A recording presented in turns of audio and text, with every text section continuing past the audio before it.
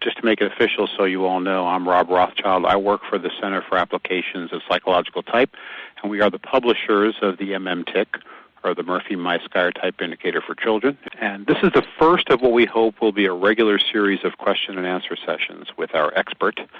And I'm proud to say that our friend is on the line here with us, the co-author of the instrument, Dr. Elizabeth Murphy. And she is a psychologist in the school systems and has been working with type for many years. And she travels around the world teaching people about using type with kids. And she's just the overall guru for having anything to do with kids and type. So we're just so happy that she's on board with us. And our goal today is for you guys to ask questions, get answers from Elizabeth. We can cover any topic you want, but we're especially interested in how you use the instrument, questions about the feedback process, the reports, the supplemental materials, just anything you want to ask. This is your opportunity to get some learning.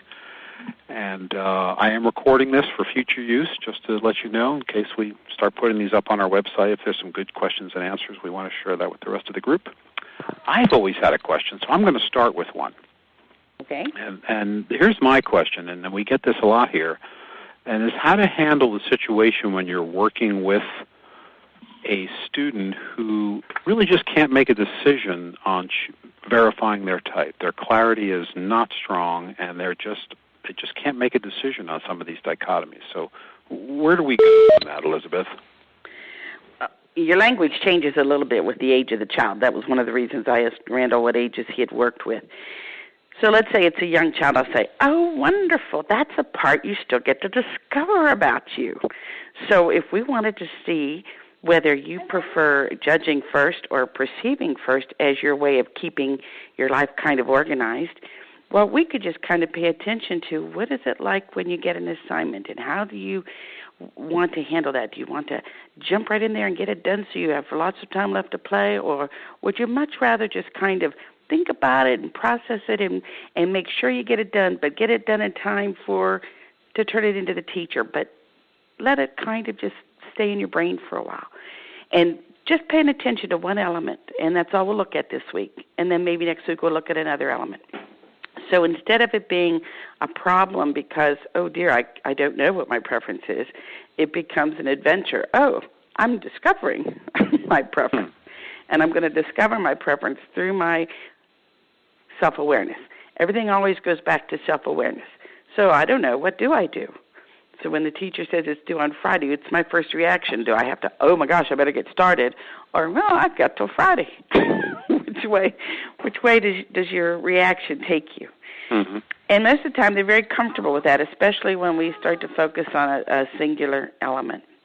My experience is that most kids are going to be, if unclear, they're going to be unclear on maybe one or two dimensions. It's incredibly rare to be unclear on all four dimensions. Right. I think I've only had one child ever that was in that situation. And when that happens, the best thing is to just say, well, let's just look at one. Let's just pick one to pay attention to. Because, again, our goal is not to get closer to the task of verification. Our goal is to help the child understand themselves better. And for some kids who are bouncing between families or bouncing between issues in their life, it sometimes is not a moment of self-discovery as much as just surviving by trying to morph into whatever anybody wants me to be, depending on what home I'm living in. So we want to be very sensitive to the process of self-discovery and not rush it, since truly they have their lifetime. I like that. So it's an adventure in self-discovery with no deadline. No deadline. Well, did we get some more people joining the call? I heard a couple beeps. I heard some beeps. Hello. Hi. This is Rob, and you're talking to Elizabeth Murphy. And what's your name? My name's Amy Reed. Hi, Amy. Welcome to the call. Thank you. And we just did our first question, and Elizabeth answered a question about the need for not having to have a deadline to make a decision about what your type is when you're a kid. So, who else would like to ask a question?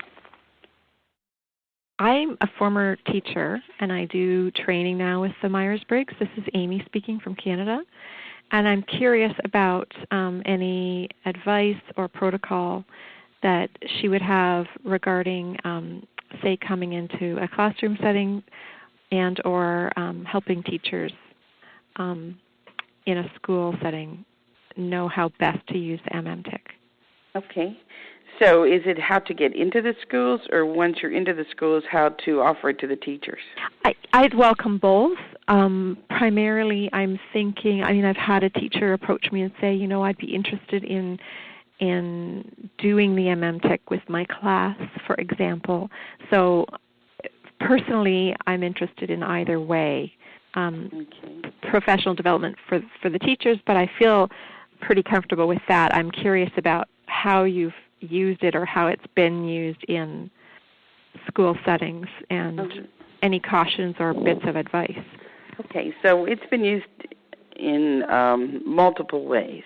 Mm-hmm. Sometimes it's been part of a class where it's been part of a leadership class, or one was a health science class. One district used it as part of just self-awareness again. And so they had actually a 6-week unit on studying type and how it impacted their teamwork and their study habits and everything else. Mm-hmm. There are sometimes people will go in and it will be a singular focus, just a leadership workshop for the day, and they will try and do all of the feedback at one time.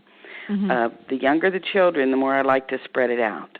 Right. So if I have elementary age, which would be 7, 8, 9-year-olds, what I'll more typically do is go in and talk to them about 2 of the dichotomies to start, and then 2 of the dichotomies on a next session.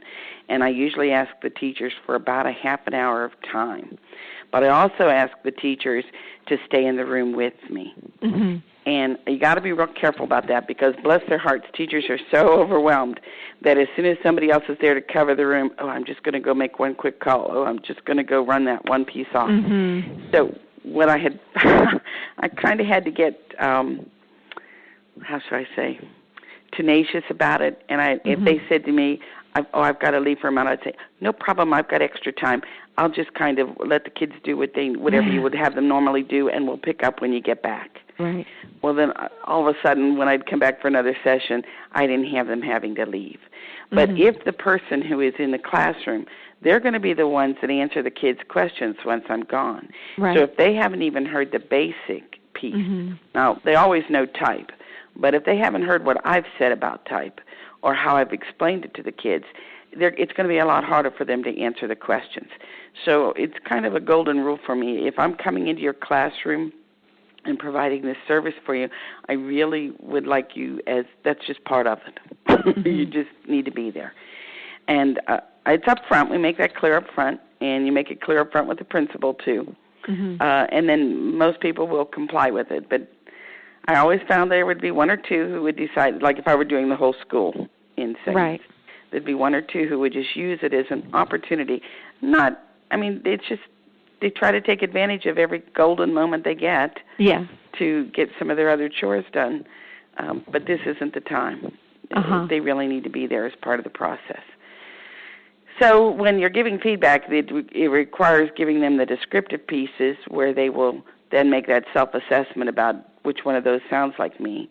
Mm-hmm. And then I always have them do an activity so that they can see how the differences appear in their friends or in the way they would have approached learning versus the way somebody else would have approached learning, and then give them back their reports.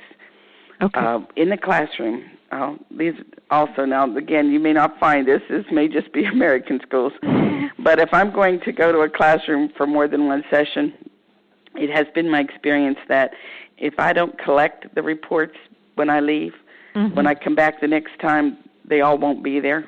You're right.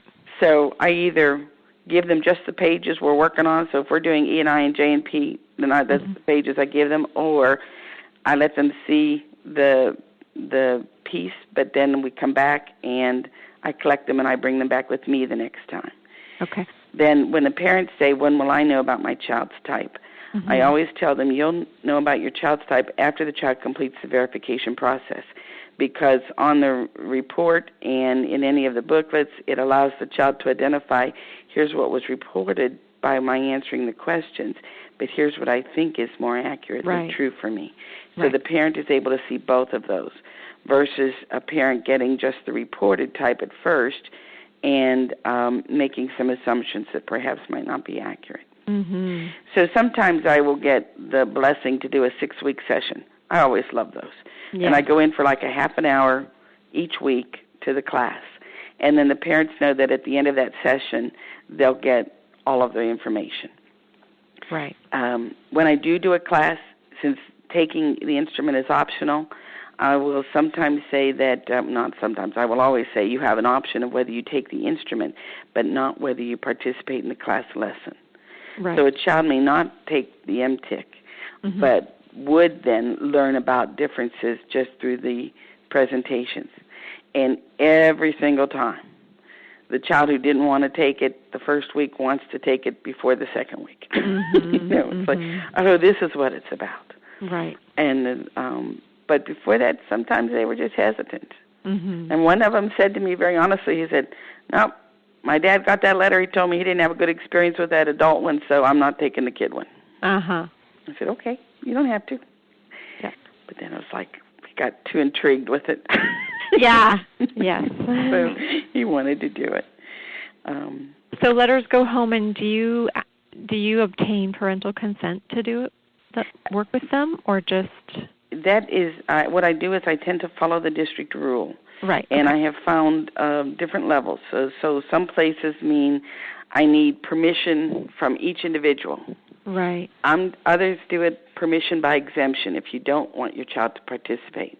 Right. But what the letters tell the parents is you may choose not to take the instrument, but you may not choose not to participate in the class lesson because this is our presentation for appreciating the differences in people. Right. Okay. So there's a curricular goal uh-huh. that goes beyond just individual self-awareness. Right. Okay. Yeah. And sometimes principals will say, if we incorporate it as they did in the science class as part of our curriculum, it's part of our curriculum. Right. Okay. And so, again, the individual has the right not to take the instrument, but we don't have to make any extra effort because it's already embedded in the curriculum, and the mm-hmm. parents see those goals at the beginning of the session. Okay. And when you present, say, to a school board, mm-hmm. I assume that you then would highlight that value of using the instrument. Are there other things that you highlight as well? The truth is, more oftentimes you start at the other end of the continuum okay. and work from the principal forward. Okay. So it seems that more times than not, it's been, as you said, an individual teacher who said, "This is interesting, I really want to do this," who then goes to their principal and says, "Can we bring this into our campus?" The principal then goes to the principal's meeting and says, "Oh, man, you should see what's happened on our campus." And then the principals then turn to the administration, central office administration, and say, "This is a really cool tool." Mm-hmm, mm-hmm. But it's been much more that way okay. than going to central office and feeding it down. Top down. Maybe perhaps if I were a marketer, I would have done the other way. Mm-hmm. But I never was a marketer. I was more of a service agent, and yes. how can we help you get it in? Because right. certainly some other tools do come from central office down, and then everybody uses them. Right. Okay. That's I will helpful. say this, too, that campuses that have started using type uh-huh. Seem to continue using type. Mm-hmm. So they may not always use the instrument, but they use the concepts instructionally. Right. And they begin to work with them and work with their kids about type ideas because they work. Yes. Well, yes. And so it becomes exciting. And what is fun, too, is the kids usually love talking about themselves in the lessons. So whenever I'd go back, it was like a heralding, "Hey, yay, yay, we get to do." Yes. That always made it fun. Permission giving. Yes. Mm-hmm. Yeah. Well, that's interesting. I like what you said about the coming in two ways, from the grassroots or from the top. Either way, you have to deal with the students, the parents, the teachers, administration, even the school board. Mm-hmm. Right. I'll just let you know that in the manual, in the MMTIC manual, which is available as a free download when you have your facilitator's account, there's a chapter called Applications of Type Education mm-hmm. with a lot of good information to help you bring type into the school. Okay. We also have a book, too, that's listed on the site called Great Minds Don't Think Alike. That's another book with good information about bringing type into a school. Okay. There's also free sample letters to send out to parents. Yes. So that if you just want to see something to say, what might be a template, and then I'll refine it to make it work best for me in my situation. But any of the pieces that are administrative like that you need to help get access to, I think they're already written and developed somewhere.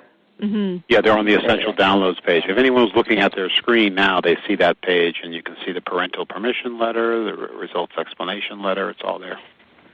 One thing I really love about the MTIC reports is the thoroughness. So that, and Randall, I don't know, did you use the MTIC reports when you gave feedback with your? I did. You too? Because in the report itself, we tried to incorporate almost all of the basic concepts that you would need to cover when you were doing feedback. So it really starts with being able to explain the normalcy of it and how it's going to help you, and the language that we always use are identifying your strengths and your stretches. So it isn't your blind spots or what you can't do. It's where do you have to exercise extra energy in order to be successful at doing it. It also then lists descriptions of all of the dichotomies and lets them see, not only before they see their type, they see all the possible types. And it explains to them what it does for them and what it does not do for them before it gets into, here's your preferences. So if somebody really wasn't totally comfortable with what should I say or not say, if they literally follow the format and go over all of the information in the report, they're going to have the basic foundation they need in giving feedback to a child. Personally, I use the little booklets that we wrote for the kids, which covers, again, that same basic format of here's all the kinds of differences, and it's your strength and stretch, and it won't tell us everything about you, and you're still responsible for your behavior, not your energy, but your behavior, before we get into describing. But then after we describe you, the part that I really like is that we invested time into giving them recommendations for how to study, how to form relationships in team, how to work with adults and their parents and teachers, and then bumps. What might you run into as a bump? For instance, a bump for a perceiving child, I had one of these, and I am one of these. The young perceiving child has not developed an adequate time reference. So when you're an adult, you can kind of go, to work to the deadline, that's going to take me about an hour. Maybe it took you an hour and 20 minutes, but you were close. But the young child frequently underestimates how long something's going to take. So that's when they think it's only going to take me an hour, and it's a 6 and 7 hour task. Because of that, if they know that's going to be one of their bumps, then they might, as a strategy, say, check with a friend and see how long did it take them when they started early. And so when that friend who started early says, oh, it took me 2 days. Oh. So maybe now I might need to reframe my timeline. But timeline is a skill that the young perceiving child has to learn, and the young judging child seems to have a more innate sense of. Did we get some more callers? Are there more people here besides Sherry, Robin, Randall, and Amy? Yeah, this is Steve. I'm sorry I had to come in late, and I just didn't want to disrupt the conversation. Oh, no worries. Just want to say hi, that's all. Thank you. Hi, Steve. You're here with Rob Rothschild and Elizabeth Murphy, the author of the MMTIC, and we are taking questions. So who has the next question? Oh, Amy, did we answer your question okay? Yes, are we good? Thank you. Good. I was curious, this is Sherry. I was curious about working with children where English is a second language. If they are relatively comfortable in the classroom, is the questionnaire comfortable for them, or is there something that we should really be thinking about when we work with those individual children? That's a good question. The reading level is about a grade 2.0, but it's a modified Fry readability level, which just means you count the number of syllables in a word and the number of words in a sentence. And so the shorter the sentence, the lower the reading level. So it's a very low readability level. If the children are using English in their instructional setting, most of the time they're able to handle the vocabulary. But if not, then if the child says, I don't get this one, or I'm not sure about this one, I would literally just say, you know what? I think there are other ways we can discover your way, because this might not be the best tool for you since it's not in the language that you speak best. And let it go at that. So it doesn't become their incompetence for not being able to read English, but that the tool wasn't right for them because it wasn't drafted in the language they know best. But I would just say to those kids beforehand, this is in English, and that isn't your first language. And so if the words aren't as clear for you as you would like them to be, well, we'll just look for another way to help you find your preferences. And you don't have to fill this out. Because it's always got to be the freedom for the child to decide if this is right or not. Okay. What you don't want to get into is defining every term, or, well, what did they mean here, or what did they mean there? Because if you have to do that, you're going to invariably influence how they choose to answer. Yeah. Some kids have great antenna. Feeling kids have great antenna for figuring out, what do you want me to write? And, especially if you're a parent who's related to them, not a parent, an adult who's related to them, then you have a lot of authority sway that you don't even realize with a young feeling child, because they don't want to let you down. So if you want me to be this way, I'll be this way. Some kids, when they're very insecure, will kind of try to adopt the persona of the parent because they don't have their own self-awareness. And that is not uncommon. We have a lot of adults taking the MBTI who say, growing up, I always thought I was this because that's the household way. And then when they discover that on their own energy they framed their life slightly differently, that maybe perceiving wasn't such a bad thing to be, then that discovery comes. So our best job is to say, let me explain to you the wonderfulness of both sides. And if both sides truly look wonderful to the child, they feel more free to select. But if there's a sway, then they're going to go with what you think is the better option. And when you read items to the kids and you have a relationship with the child, you sometimes indirectly influence them when you never meant to. Right. So if you have to read items to a child because visually impaired or something else like that, then what you're going to want to do, and some will just ask me to do it just because it's easier for them. You want to make sure then that you don't have a bias in how they answer.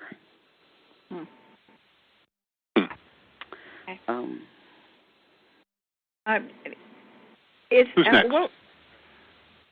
Just a follow-up question just for a moment. If you have children in the classroom that English is the second language, is a mechanism that can be used to bring them along with the other children so that they don't feel like they've been left out?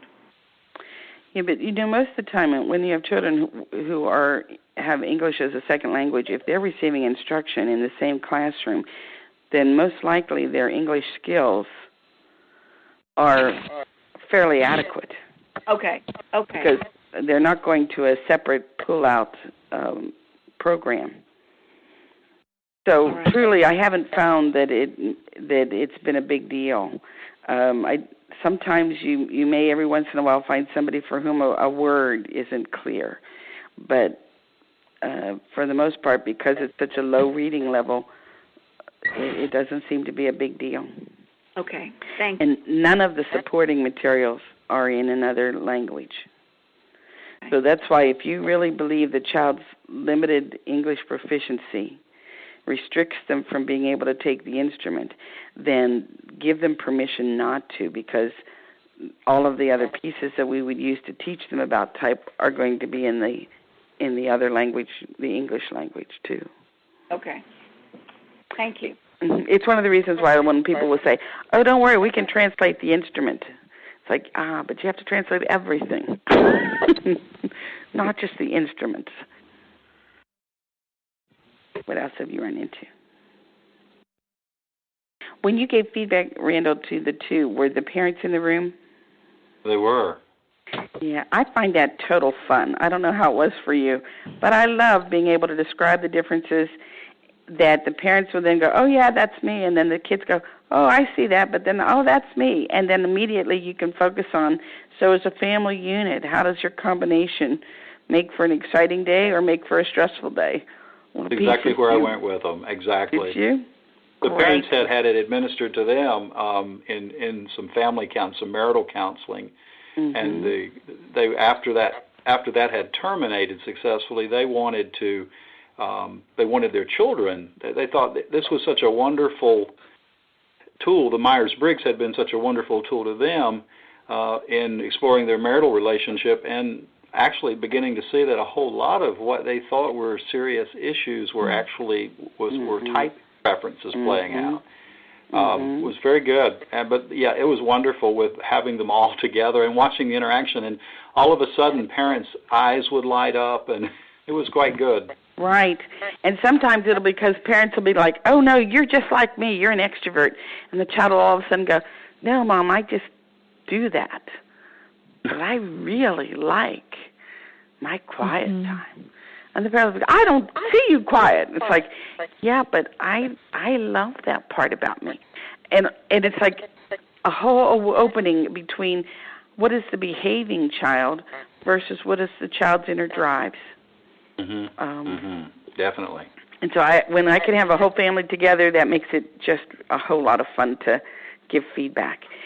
And I will suggest this to anyone, that when you give feedback, it should never just be about verifying the preference. It should also always be about, so now how will I use this in my daily life? What do I now know about me? And what is one thing I can do tomorrow that will let me either be me or let me manage me when my energies don't match the situation? Because I don't find that people naturally go into application. They understand it and they love the theory, but they can walk away then not knowing how to use it. So I call them strategies, but I always kind of emphasize that you need to give them strategies to use so that they will know how to handle things better. If that's clear, or if you need me to give an example. No, that's good. That's okay. Good. You know, Elizabeth, this is Steve Santori. I'm in San Diego, and I would love to just take a few seconds, not to ask a question, but to commend you on your work. Okay. I have been using the MBTI and then moved forward to using the MTIC with some younger individuals, and my work is not school class, but individuals. And the MTIC especially for 6th, 7th, and 8th graders has that age group has just ended up being a charm. And to further what you just said about application, what I have found is that to have at least 2 meetings, one where you do discuss the theory and have an individual self-verify, which is just a wonderful opportunity for them. Mm-hmm. But then second meeting, after their mind is cleared, to review what the theory is, what their self-verification and type preferences are, and then to discuss very practical applications. And sometimes it can be just 3 or 4 very simple applications, internal with their family, external with their homework, whatever. And you know this far more than I do. It's just marvelous, and it has helped parents. It's helped the children. It's helped in so many ways. So I just want to thank you. And the supportive materials, the development guide, I mean, they're really wonderfully put together. So thank you very much for all the work that you've done for all of us. Thank you very much. It is amazing. I've had it happen to me in Connecticut, and I had it happen to me in Singapore, where a parent would come up to me, and the one in Singapore just came up to me on the street and recognized me. He said, you came and talked last year.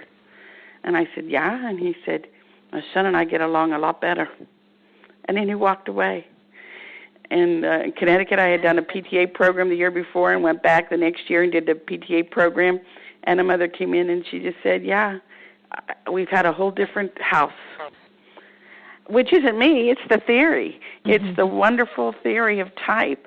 But getting a chance to hear about it and realize, oh, it's not just for adults. It works for people that are tiny, tiny too. Mm. And sometimes when I'm doing the research and development, I mean, I work with kids 9 months old and even some younger. The suggestions that we'll give to parents that can just help out a lot, they love them. And nobody's taking an indicator, but the children's need was there. And so you say, well, let me offer you a suggestion if the child would be extroverted or a suggestion if the child would be introverted, and you see which one works and makes a difference. One of my favorites was a little girl was a toddler, and the parents had on a nightlight that was very bright. Well, her energy was extroverted energy. That nightlight said, it's still playtime. So what were they fighting about? She keeps getting out of bed.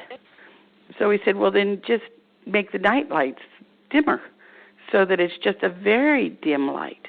Now all of a sudden the room was dark. She couldn't see the toys, and so it was boring. She fell asleep. Like, okay, you know. But to know that extroverted energy, she was an EP preference, was going to say, if there's something happening in the world, I need to be part of it. I need to be doing something. We just changed what the world looked like for a moment. So type does allow us to offer interventions to parents that are quite easy, but still can make an incredible difference in the family dynamics. This is Amy from Canada again. I'll pipe up and say thanks. Also, my daughter, I've done a lot of corporate training, and she really wanted to try that personality test. Uh-huh. And when she got her results, she said, oh, Mommy, this is like the computer was reading my mind. Oh, wow. So that was really cool. Yeah. Wow. Can we use that quote? Yeah. I'm going to use it myself in probably, yeah, I don't see why not. Now, how old was she at the time? She was 8. 8. And, she took it very seriously. And it was really, I was very pleased by how smoothly the process went for her and how meaningful it was, obviously, and how well the concepts are translated. I think they work really well for children in these materials, so I'm looking forward to using them. Thank you. Well, and it was really important to us to write them at 3 different reading levels. Yes. So that you have one that the young child can read, and yet the older child can have more content in different language that'll make it more reasonable for them. But the ideas are the same with them. You know, I really haven't had a child who said this is silly. No. You know. It's very affirming, I think. And I see it in some cases where once they know each other and they know how to help each other, kids will actually partner up and say, I know that part doesn't work for you so well, so let me help you with that part. Let me help you with this part. And like on the SN dichotomy, you know, they all go together this, and here's why. But here's all those parts. Oh, okay. But what they did was just good teaming. I mean, we tell adults good teams have a blend of the preferences. So yes. We're just doing that naturally. Yes. But they probably couldn't stand up and say, I'm exercising Jung's theory. And no. But what they could acknowledge was say, hey, this works when I use it with my friends. This helps me understand my friends more. But mostly I want it to be, this helps me understand me more so that I can manage me. Sometimes people will say to me, is the goal of all of this so that we develop perfect environments for the kids to learn in, It's like, no, the goal of all of this is so the child knows where is their natural energy and when are they going to have to use extra energy and what are going to be things that they need to do to process the information more fluently so that they can learn best. When I taught at the university, I still remember sensing kids who came to me. They were freshmen, in college, and they'd go, "Oh, God, Dr. Murphy, I was smart last year in high school. I don't know what happened." Well, what happened was they came in and the professor said, "Write a paper, any topic, as long as you want. Good luck."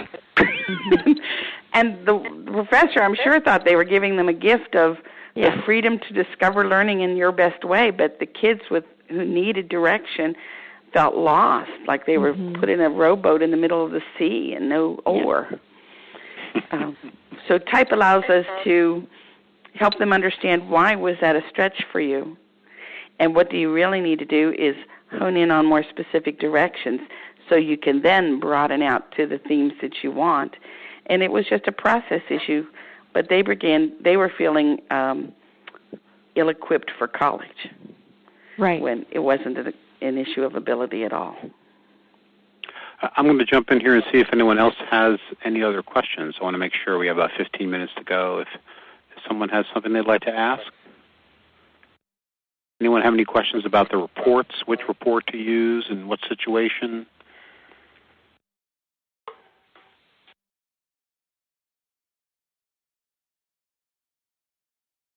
I do want to make sure people understand that if they do use the career report, it's a supplement, and it should just be literally stapled to the rest of the report so that the child goes through the original report first and then goes to the career piece, but that you wouldn't use the career piece independent. Right. You would have always done the original verification and report part first. And I've also had some people who say, can't I use the I am a good student and let that be how people decide what their type is? The answer to that would be no, only because it has no reliability and validity. So it's no better than a lot of the checklists that you're going to run into on the web that just say, have your child answer these 5 questions and they'll be able to tell what their type is, or you'll get an idea of what their type is. Well, adult intuition isn't always what works. Some of the items that I thought were just so perfect psychometrically didn't make it. Still disappointed in a couple of them that I really loved. But psychometrically they didn't make it, which meant I thought they were great sorting items, but the children didn't. So you do have to be real careful out there. The availability of something free is so tempting, but it also can be misleading. And just to remind everyone, the career report as well as the professional report now are based on verified type rather than reported type. So that's something we did in the last year. You do know you can go in line, and if you have a child's reported type and they verify something else, that for small cost you can print out a verified report for the child. Yes. I hope everyone knows that. Yeah. Yes. Did know that. Good. No, didn't know that either. That's great. Oh, you didn't? Oh, okay. Good. I'm glad we said that. Yeah, there are 3 verified type reports, and one being the main student report, the professional report, and the career report are all available as verified type reports. So that means, as Elizabeth said, if they verify to a different type, you can print a different report that matches.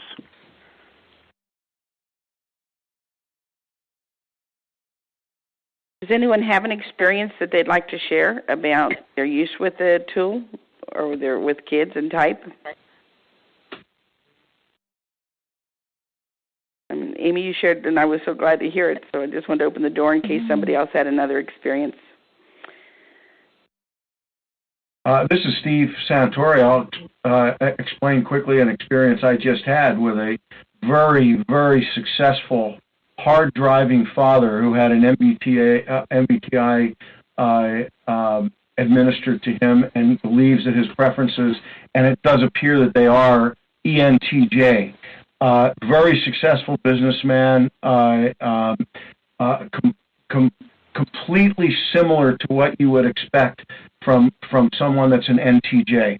And his oldest son, his preferences as a result of taking the MTIC or ENFP, very, very, very much in his daily life, someone that prefers perceiving. And this was a big problem for the father, who saw the son as someone who wasn't an achiever, wasn't someone that could get up in the morning, get down to brass tacks, and do what he needed to do. And so this being able to discuss both types with the father and the son have alleviated an inordinate amount of stress, especially that the son was feeling for being inadequate. And he feels quite happy now with who he is. And the father is a very loving man and feels very happy with the understanding, with this new understanding and with this information, and has come to grips with the fact that his son is not who he is, and his son is someone that can be different and also be very successful in his own right. So it was a experience. They don't always end up that way. Now, that's nice. We always tell the parent, don't judge the process, judge the output. So an ENFP could drive an ENTJ crazy in the way they do things. Absolutely. It was happening. Yeah. Yes, you're right. It was happening. Do they get the job done? That's the point. And then the other point is, instead of telling them how to get the job done, to say to them, would you like some suggestions for how it would work for me, so you can see if that would also work for you, which is wholly different, because it puts the empowerment of decision-making still back in the child's hands versus the parent going, look, all you need to do is, which is an obedience issue, a compliance issue, not a decision-making issue. So if parents would just rephrase things like that to say, I can share with you what works for me and you can decide if that would work for you, it changes the whole piece. Every time a child makes a decision by processing data independently and choosing, it causes development. It causes the functions to develop. It's the use of the function that makes it grow. So if the minor language change ends up not only giving the child the autonomy of choice, but it also encourages development versus the other one, which is just compliance. Just like a muscle, you have to use it. You have to use it. You have to use it. Now, I'm curious about what settings people have used. I'm hearing talk about parents and children doing it together, doing MBTI and MTIC, and I'm curious about what sorts of settings that's happening in. I've been primarily thinking about schools, for example. Yeah. No, I do it a lot with families. We did it as a block party once. Oh, fun. The neighbors were interested, and we said, all right, we'll have a block party. Everybody brought food. We had the adults do the stuff, and the adults could, of course, last a lot longer than the kids, so I would have the kids come in for a little bit, and we'd do the feedback and the talk about it for maybe one of the dichotomies, and then the kids would go out and play, and the parents would all talk about things more in depth, and then would go, okay, kids, come on back. We'd talk about another pairing of the dichotomy. But we had a lot of age ranges there, and it was fun. But it can be that it could be that casual. More times it comes from the counseling end of a family who is just saying we're experiencing a little bit of stress, and they would just like to get some feedback before it gets to more pathological issues. It's just a help our family to grow piece. PTAs do it a lot. Right. In terms of having a PTA night with parents and kids. Anyone else have times they've used it? There are other examples?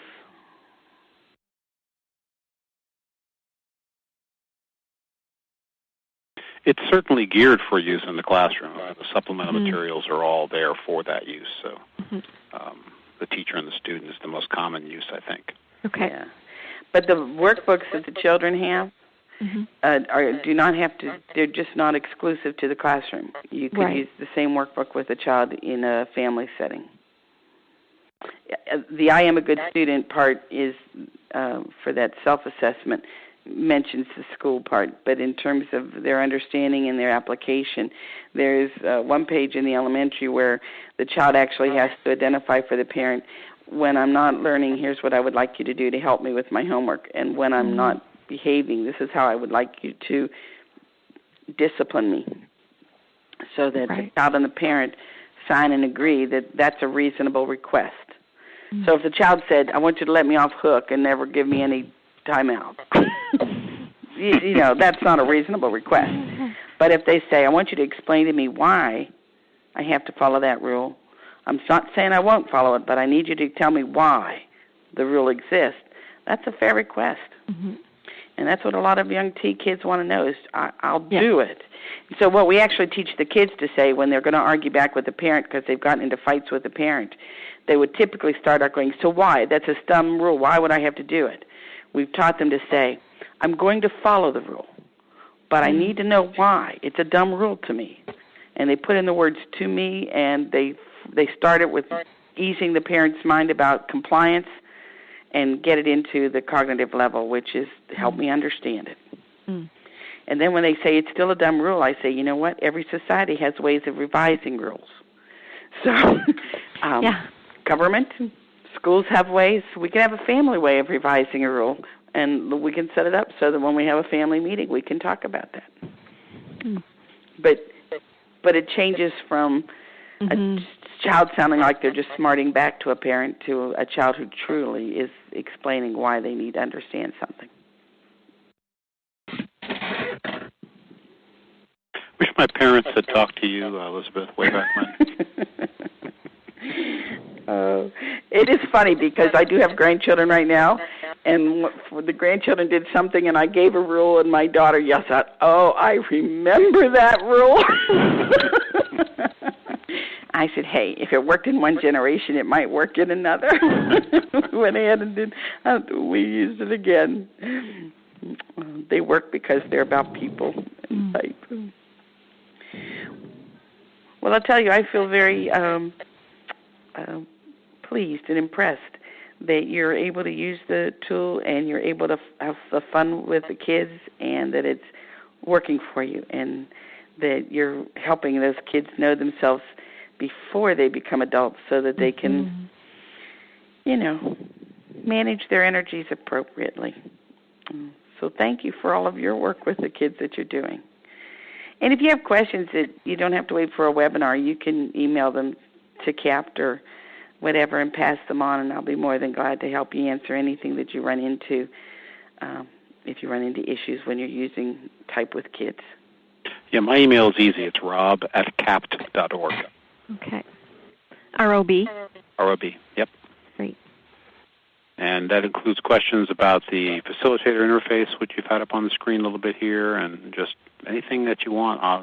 If I can't answer it, I'll pass it right on to Elizabeth. So yeah, I can do the content. They can do the administrative piece. Right, exactly. So right before we go, do you folks think that this format is something you'd use again, or you think we should offer on a regular basis to our people? Yes. Yes. Definitely. Good. So, Elizabeth, we're thinking on the same lines here, that we might, maybe once a quarter, or if demand gets stronger, once a month. We'll see if we can start doing this. I feel like what most people seem to value is when they get some idea of what words would I use with a child to say this. Yeah. How would I answer a child when they ask that? Which sometimes happens in the feedback process, but a lot of times happens just in life because the kids aren't automatically going to enjoy opposites. So we have to phrase it in the classroom or in the family about why that's a good difference and why their perspective has value. And when the parent can model that or when the teacher can model that, it changes the tone of the home. And usually I find people are looking for help in how to say it, kind of thing.